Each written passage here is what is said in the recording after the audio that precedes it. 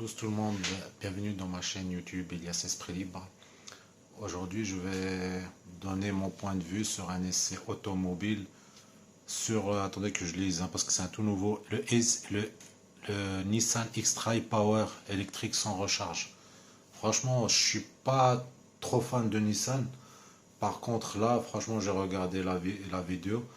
Je commence franchement à aimer. Ils ont fait un effort sur ce véhicule. On va regarder ensemble sur la vidéo. Bon, elle dure 33 minutes. C'est pas moi personnellement qui fais l'essai parce que voilà, il y a longtemps, c'est vrai que j'ai pas fait d'essai de véhicule. En ce moment, avec l'inflation et ces conneries là, j'ai un peu du mal. Bon, c'est pas grave. Là, je partage. C'est mes passions. Je suis passionné comme tout le monde. C'est le vendeur automobile qui le présente parce que voilà, je le suis assez souvent. Voilà, je vous montre ça en vidéo. Mais comme je vous ai dit tout à l'heure, je vais pas rester pendant toute la vidéo. Je vous montrerai l'essentiel. Après, si vous voulez regarder la totalité, ben vous allez vous taper sur YouTube le vendeur automobile. Ce que j'aime bien, lui, il donne les détails de A à Z. Après, par rapport à moi, quand je fais des essais de véhicules, je partage juste ma passion. Je suis pas un professionnel et ça, je le dis. Bah, vous pouvez un peu visiter mon profil, la chaîne YouTube. Je fais un peu tout, essais véhicules, humour, parce que voilà, je essais véhicules, j'en ai pas énormément. Bon, je vais pas m'éterniser sur ces trucs-là. On va aller directement sur la vidéo et vous voyez, franchement, il est tueur, il est pas mal, hein. Après, le seul truc qui me bloque un peu, en ce moment, les nouveautés, il les bloque à 180 en fait. Et moi, mon véhicule, je monte à plus de 200. Ouais, on va me dire entre parenthèses, ouais, mais c'est limité, ouais, je comprends. Mais moi, j'ai une habitude, voilà, quand je monte en Allemagne, souvent, voilà, il y en a qui vont me comprendre, hein, ou soit quand je vais en Italie, parce que je suis quelqu'un qui voyage un peu.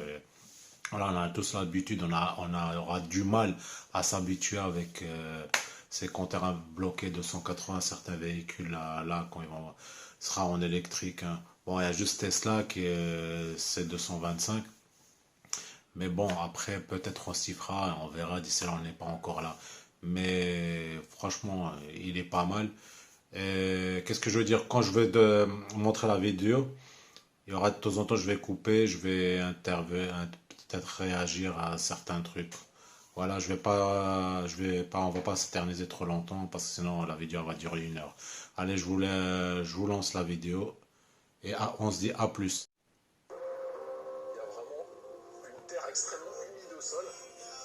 Et là, on sent que la voiture fait vraiment travailler le système e-force. Et le véhicule passe sans aucun souci. Le test de franchissement est plus que validé pour moi.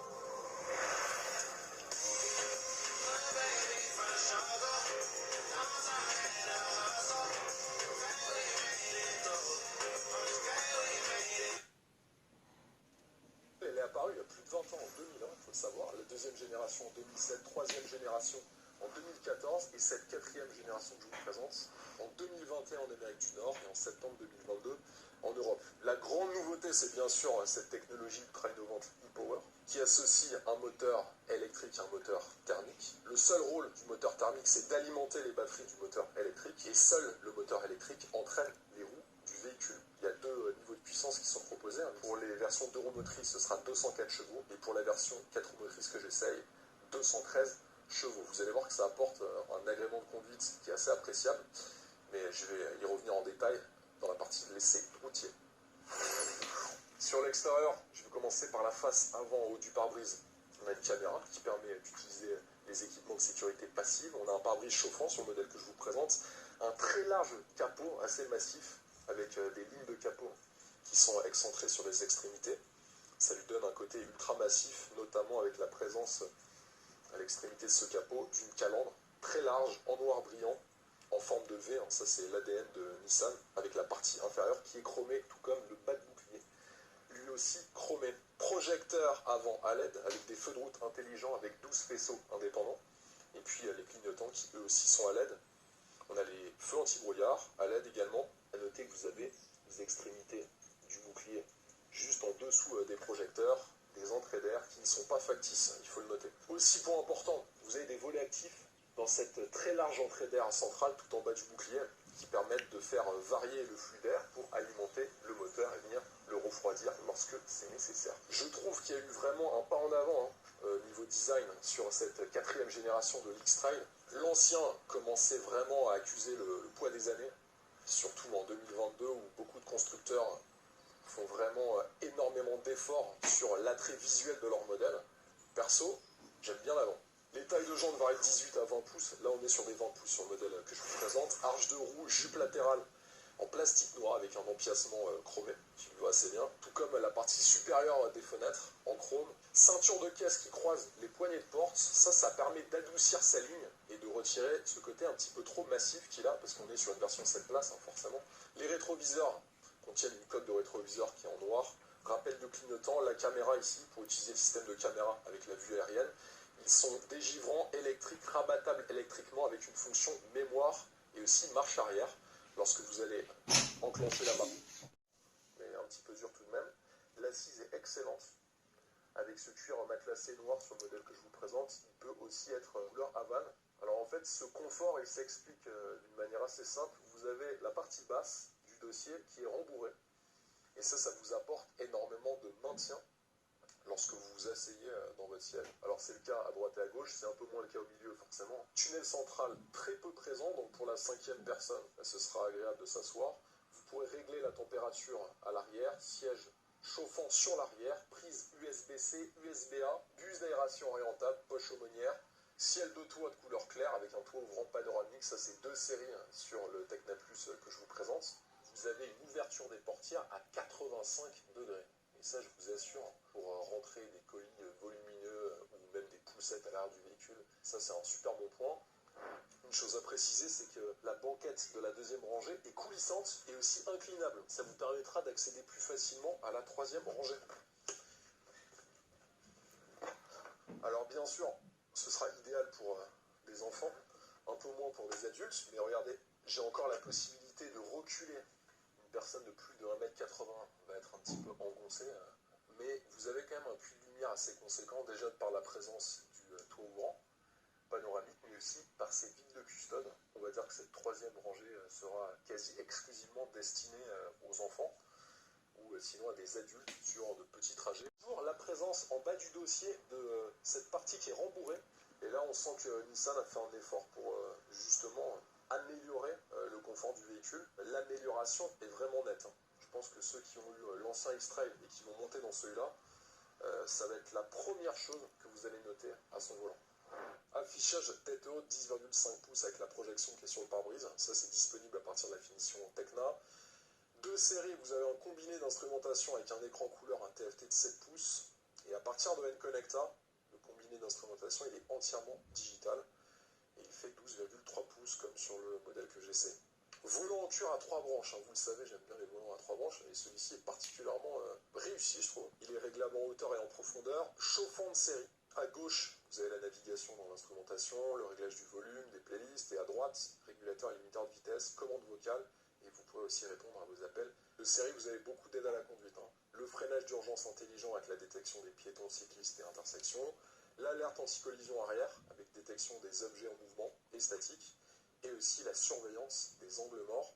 Moi, ce que j'aime bien sur le volant, c'est qu'on a quelque chose de sobre, moderne et surtout simple. On ne se perd pas dans les commandes. Là aussi, on voit un bond en avant en termes de design, mais surtout d'ergonomie par rapport à la précédente génération.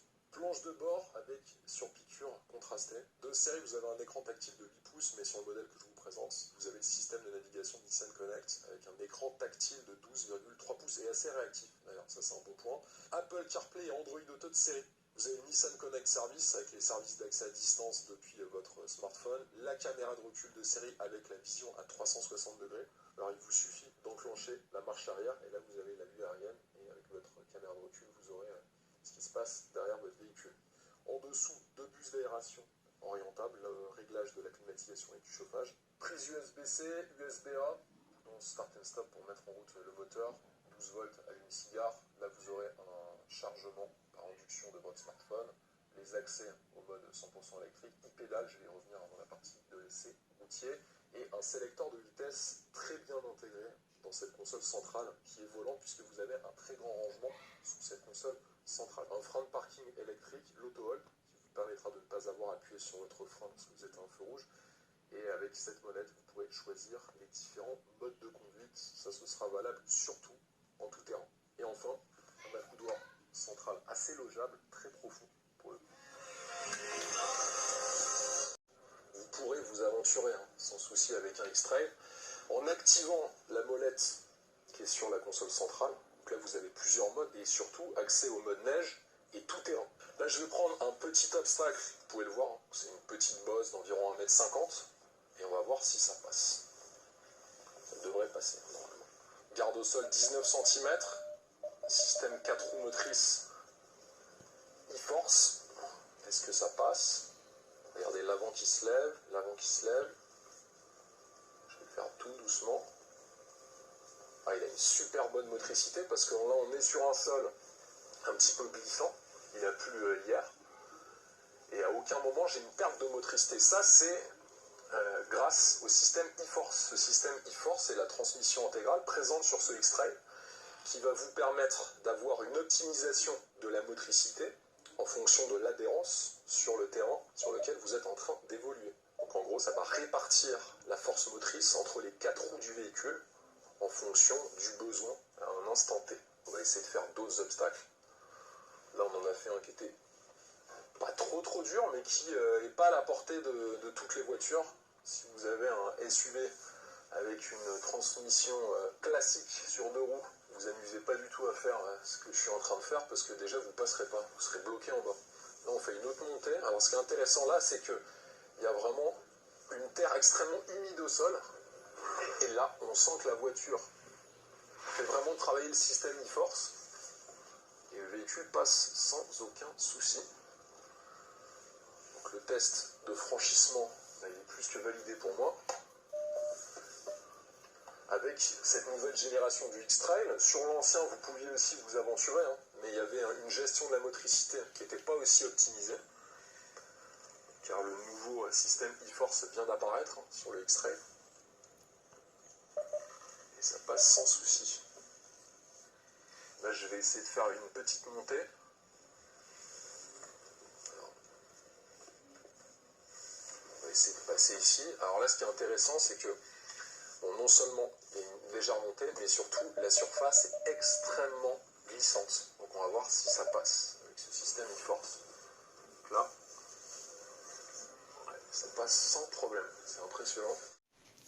Voilà les amis, je vais rajouter juste quelques trucs parce que j'ai coupé à certaines vidéos. Comme je vous ai dit, vous allez regarder. Si vous voulez regarder l'intégralité, vous tapez le vendeur automobile sur Internet, sur YouTube. Je vais rajouter juste quelques trucs. Les amortisseurs, ils sont excellents. Quand vous allez sur les dos d'âne, ça absorbe bien. Confortable, il est vraiment confortable par rapport à certains véhicules. Et ce que moi, il m'a plu aussi, c'est que voilà, t'as pas besoin de. C'est sans recharge. Il va se recharger quand vous. Parce en fait, il a des options, des boutons là. Vous allez voir quand vous allez regarder l'intégralité. Moi, je suis pas un professionnel. Il y a des boutons en fait, vous appuyez. Je ne veux pas dire de conneries parce que sinon il y en a qui vont rigoler quoi. Et ça, quand vous êtes à 70, ça va recharger en fait. Et quand vous allez relâcher l'accélérateur, il y a des petites options comme ça, 2 options. Il avait dit le nom tout à l'heure, mais j'avais coupé un peu la vidéo parce que sinon ça va durer longtemps. Mais franchement, tout optionné. Moi, je dis quand quelqu'un veut. Moi, personnellement, c'est encore un peu cher. Après, c'est encore sur le marché, il faut voir. Ça, c'est un conseil que je donne. Il faut attendre un peu que les retours qu'il y a, mais ça doit être un bon produit, à mon avis. Parce qu'un véhicule, certains vont sauter dessus, acheter. Après, voilà, moi, entre parenthèses, il faut toujours attendre un peu. Voilà, maintenant, ils ne savent pas entre l'électrique. C'est un peu le bordel, quoi. Il faut attendre voilà, les résultats. Qu'est-ce que ça dit dans les forums? Qu'est-ce que s'en pensent les gens et tout ça. Mais par contre aussi, qu'est-ce que je voulais rajouter? J'ai dit tout à l'heure les amortisseurs, le confort. Et surtout, voilà, t'as pas besoin de t'emmerder à recharger à chaque fois sur autoroute, aller sur la bande de recharge et perdre son temps là pendant 30 minutes là. Au moins là, ça recharge directement avec le thermique et vous êtes tranquille quoi. Après voilà, si on roule cool et tout ça, moi il a dit, il y a moyen de faire quand même presque 1000 km quoi, avec un plein quoi. Après, moi, à mon avis, hein, moi, ça doit être un bon produit, mais Il est pas beau, il est beau, moi je trouve il est pas mal. Après, voilà, moi c'était plus sur les véhicules allemands, mais à un moment, voilà, il y en a quand même, ils font des bons produits. Moi je trouve que Nissan, là, ils ont fait un bon produit, quoi. Et il est pas mal, quoi. C'est ce que je voulais rajouter. Comme je vous ai dit tout à l'heure, si vous voulez regarder l'intégralité, vous allez taper le vendeur automobile. Pendant 33 minutes, excusez-moi, vous aurez les détails de A à Z du véhicule, quoi. Parce que moi, je voulais juste partager ça avec vous. Et voilà, je vais vous laisser et je vous dis à la prochaine dans les prochaines vidéos. Moi, je fais des autres contenus, c'est pas comme que véhicule parce que voilà, il faut que je fasse des contenus sur ma chaîne et j'aime bien changer un peu de, comment dire, de thème, quoi, pour que ça touche un peu plus de monde, quoi. Voilà, je vous laisse les amis, je vous dis à la prochaine dans ma chaîne YouTube Ilias Esprit Libre. Prenez soin de vous et faites attention sur les routes, laissez toujours un espace de sécurité. Vous savez, tout le monde tombe dans le piège. Moi, il n'y a pas longtemps, j'ai failli rentrer dans une bagnole parce que voilà, j'ai laissé un petit peu d'espace de sécurité. Il suffit que ça prenne sec. Voilà, vous risquez de tamponner. Des fois, c'est des accidents bêtes, quoi. Respectez les distances. Ça sert à rien de speeder. Là, je fais un peu de prévention. Ça sert à rien de speeder, de rouler vite, de doubler comme un dingue. Parce que voilà, il y en a, ils n'ont pas les moyens. Leur véhicule, c'est leur outil de travail. Et si vous faites un accident, vous êtes emmerdé à faire un constat. Ça dépend avec qui vous tombez. Pour éviter tous ces problèmes, soyez prudents sur les routes. Et voilà, c'est tout ce que j'ai à vous dire. Et je vous dis à la prochaine dans les prochaines vidéos. Ciao, ciao les amis. Ciao.